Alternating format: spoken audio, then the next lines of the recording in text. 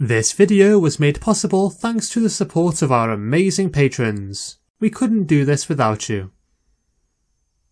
Don't forget that you can support the channel for free and receive 10% off orders over $10 at Flipside Gaming by using the promo code Affinity at the checkout. Or if TCG Player or Magic Madhouse are more your thing, then be sure to place your order through our affiliate links in the description. Once again, at no extra cost to yourselves. Hello everyone and welcome back to Affinity for Commander. My name is Alex and I know what you're thinking. Yes, this is the old logo playmat. But what with the world ending in all, having new customized playmats has been shifted down our list of priorities just ever so slightly. But you're not here to hear me talk and whine about not having enough custom playmats. You're here to hear me talk about Double Masters, the new set announced by Wizards of the Coast, scheduled to be released on August the 7th. At least unless the world's been overcome by a zombie apocalypse or a sword of killer hornets or something. So let's get the elephant in the room out of the way first, mainly because it's quite big and making it difficult to breathe in here. At time of recording, you can order a box of Double Masters on Amazon for $300.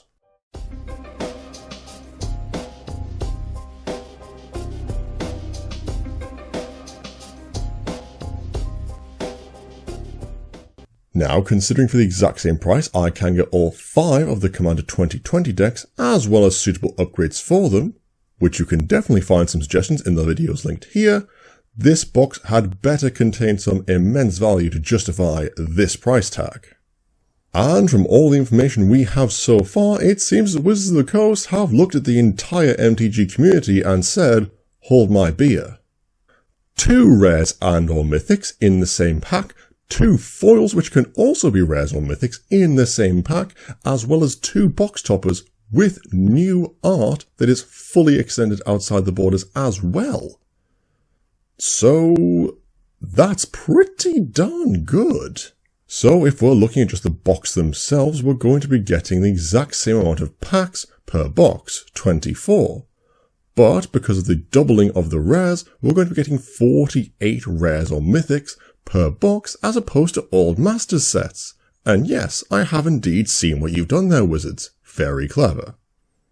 This means there should be more of those valued reprints coming into circulation with this product. But what about those value reprints? Well, at time of recording, we know of some that have been confirmed. Atraxa, Praetor's Voice, Kalia of the Vast, Blightsteel Colossus, Doubling Season, and Mana Vault, all at Mythic. All of which also have their own alternative art, which, if you are lucky enough to get them in box toppers, will look like this. Now that is some good art. Now the reprints that we know about so far put this product in good stead, showing much needed Commander reprints.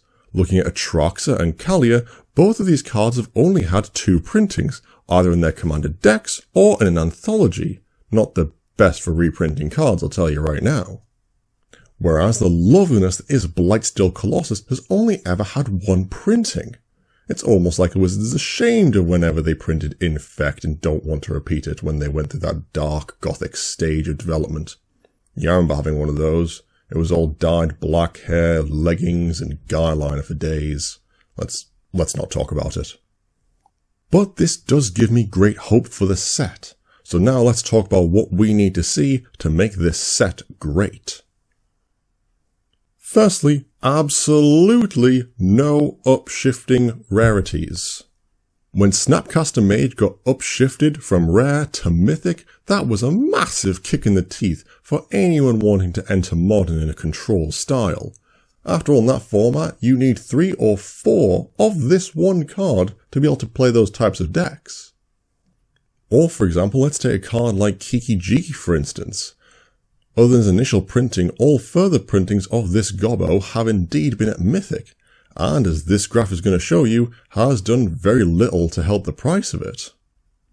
So, absolutely no upshifting rarities.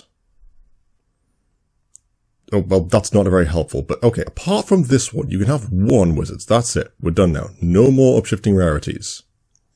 But now from a commander perspective, which is, I imagine, why you're here, otherwise you're probably in the wrong video, let's talk about what cards we need to get reprinted to help the greatest format there ever was thrive. Firstly, fetch lands.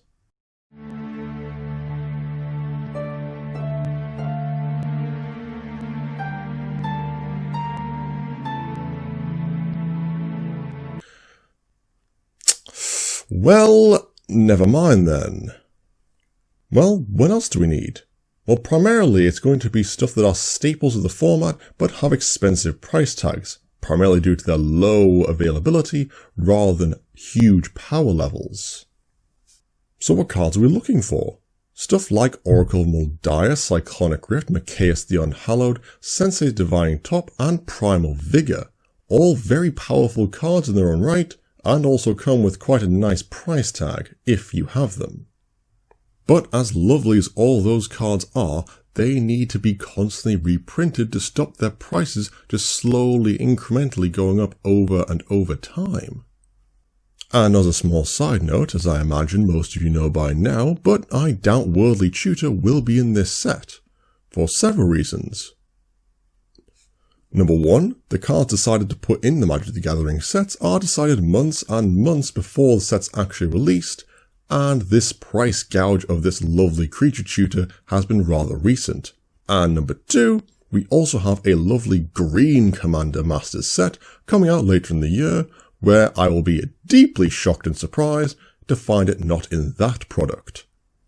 Hopefully this card will be in there, and hopefully in a large, unlimited supply to make all the people that bought it out feel very, very silly. And the last thing that I think this box really needs to have in it to make sure it succeeds is not something to put in, but something to make sure doesn't see the light of day ever again. And that is bad box toppers. Or, as I'm much more fond of saying, no jank mythics.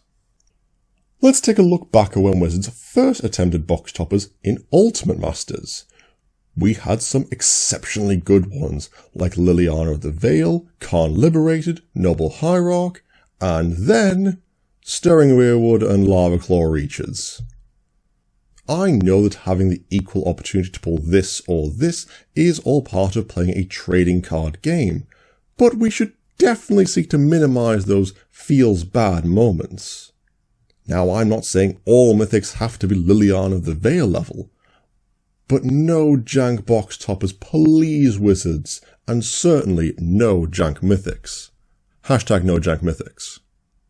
In summary, to really make this box worth the price tag, the 3 things we want to see from Masters Set 2 Electric Boogaloo are no upshifting rarities, reprinting of staples of the format, and absolutely no jank mythics. Hashtag no jank mythics.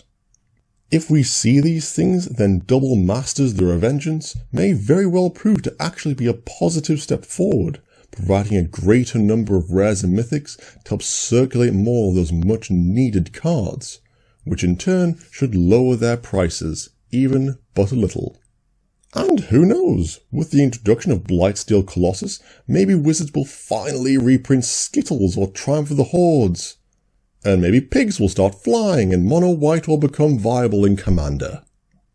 And that will be the video. Thank you so much for watching, but now I want to know what you guys think.